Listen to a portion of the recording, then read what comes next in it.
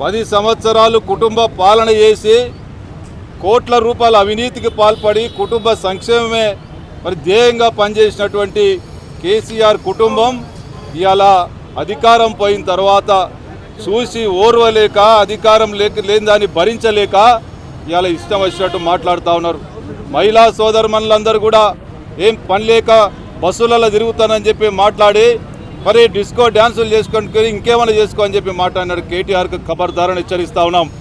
నువ్వు ఎట్లా పడితే అట్లా ఏది పడితే మాట్లాడితే మహిళా సోదరుమణుల ఆగ్రహానికి బలై చెప్పు దెబ్బలు తింటావు బిడ్డ, ఖబర్దారని చెప్పి చెప్తా ఉన్నాం.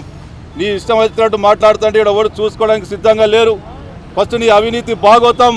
నువ్వు కోట్ల రూపాయలు లక్షల కోట్ల రూపాయల అవినీతికి పాల్పడి ఇలా రాష్ట్రాన్ని దివాలా తీసింది జాలక ఇంకా మరి ఎట్లా పడితే అట్లా మాట్లాడితే ఖబర్దార్ చెప్పి హెచ్చరిస్తూ ఉన్నాం. కరీంనగర్ నుంచి ఇలా ప్రారంభించినాం బిడ్డ, ఖబర్దార్.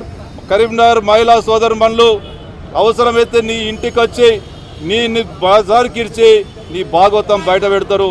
ఖబర్దార్ అని చెప్తా ఉన్నాం. ఇప్పటికైనా కేటీ రామారావు మహిళలకు క్షమాపణ చెప్పు, లేకపోతే మహిళా ఆగ్రహానికి గురిగాక తప్పదు.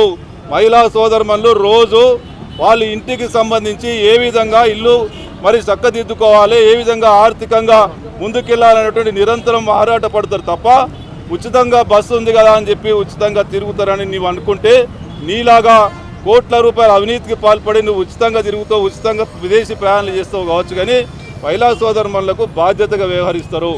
ఆ బాధ్యతకు తీర్చుకునే క్రమంలో బస్సును వినియోగించుకుంటారు తప్ప పట్టిగా పనిలేక బస్సులో తిరుగుతున్నానే నీ మాటలు మహిళా సోదరుమణుల యొక్క మరి వాళ్ళను కించపరిచే విధంగా ఉన్నాయి.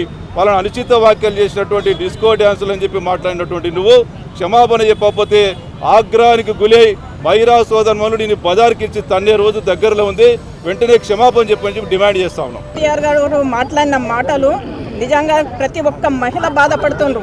ఎందుకంటే ఉచిత బస్సు పెట్టింది మహిళల కష్టాలను చూసి రేవంత్ రెడ్డి గారు ఉచిత బస్సు పెడితే ఫ్రీ బస్సును ఓర్వలేక ఎప్పుడైతే ఫ్రీ బస్సు పెట్టిండ్రో, ఎప్పుడైతే మేము కాంగ్రెస్ పార్టీ అధికారంలోకి వచ్చినామో అప్పటి నుండి మా పైన ఏదో ఒకటి తప్పుడు ప్రచారం చేయాలన్న ఆలోచన కేటీఆర్ చూస్తుండ్రు, టీఆర్ఎస్ ప్రభుత్వం చూస్తుంది, మరి ప్రజలకు టీఆర్ఎస్ పార్టీ చూస్తుంది.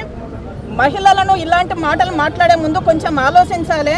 మరి కేసీఆర్ మీ అయ్యా పెట్టినట్టుగా మరి లిక్కర్ షాపులు ఇట్లా పెట్టేయమంటారు మహిళలతోని. అటువంటి తప్పుడు ప్రచారాలేమో నీ తండ్రి చేస్తే తప్పు కాదు.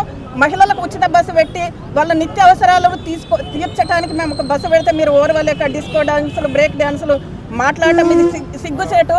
మేము ఒకటే ఖండిస్తున్నాం. కాంగ్రెస్ పార్టీ మహిళల మందరం కూడా ప్రతి ఒక్క మహిళకు మీరు క్షమాపణ చెప్పాలి. ఒకవేళ చెప్పనట్టయితే మేము కాంగ్రెస్ మహిళా కార్యకర్తలం ఈరోజు వరలక్ష్మి పూజ శుక్రవారం చేసుకునే వాళ్ళందరం కూడా ఇలాంటి మాట మాట్లాడుతుంటాను. మేము బాధపడి మేము పూజలను కూడా పక్కకు పెట్టి మన మహిళల పైన ఇట్లాంటి మాటలు మాట్లాడటము తప్పు అని ఈరోజు మేము మహిళలం అందరం కూడా కేటీఆర్ బుద్ధి చెప్పాలన్న ఉద్దేశంతో వచ్చినాము. మరొకసారి ఇట్లాంటి మాట మాట్లాడితే కేటీఆర్ ఇంతకంటే దారుణంగా మనిషి దొరికితే చంపేంత బాధతోనున్నారు ప్రతి ఒక్క మహిళ. బ్రేక్ డాన్సులు అంటే ఏమనుకుంటుండ్రు మీరు? ఒక మహిళను గౌరవించేది ఇదేనా అని అడుగుతున్నాము. రాష్ట్ర ప్రజలకు అందరికీ కూడా మహిళలందరికీ కూడా క్షమాపణ చెప్పాలని మేము డిమాండ్ చేస్తున్నాం.